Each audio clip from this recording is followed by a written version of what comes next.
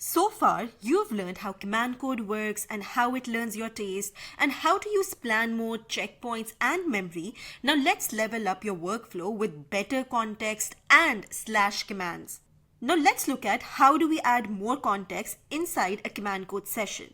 Most people use vague prompts like fix this bug or improve this UI and expect great results, but command code works best when you give it precise context, and the easiest way is to use the @referencing files. By simply typing this you get a list of all the files created inside your project. In the task management app that we've been working throughout this course, let's say we want to understand how task creation and validation works. So I'm going to give this prompt to command that explain how task creation and validation works, and will simply reference the components folder with the right file for context. Upon sending this request, command code will read the exact file, understand the logic, and gives targeted answers, much better context with much better output. You can even reference the entire folders as well. Now let's talk about how you can use images inside command code. This feature is incredibly useful for the UI work. Let's say I want to change the UI of this task management app, so I'm going to take a screenshot of it, copy that screenshot and simply paste it into the command code session. And then I can prompt the AI to improve the overall UI or stuff like that.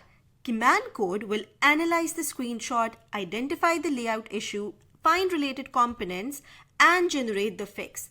Then you can refine it further. This workflow feels incredibly fast once you get used to it. Now let's talk about slash commands inside command code. Simply type slash and you'll see all the built-in commands command code offers. Let's discuss a few useful ones you'll actually use. If you simply type slash in it will create a memory like we discussed in the previous lesson. Basically the agents.md file.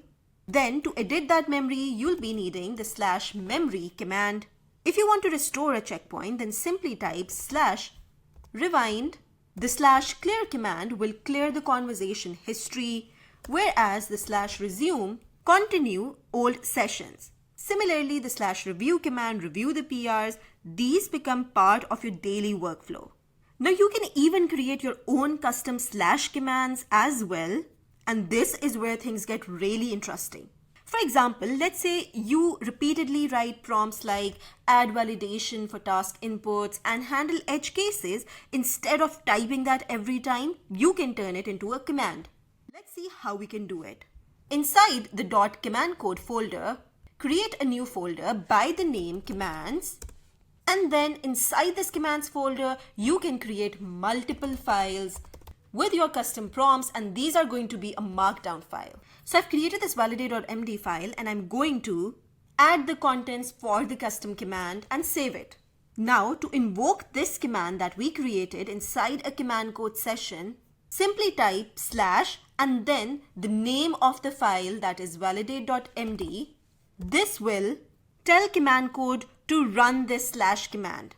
Now why this matters is that you're turning repeated prompts into reusable workflows that compounds over time. You can set up project level commands and user level commands as well.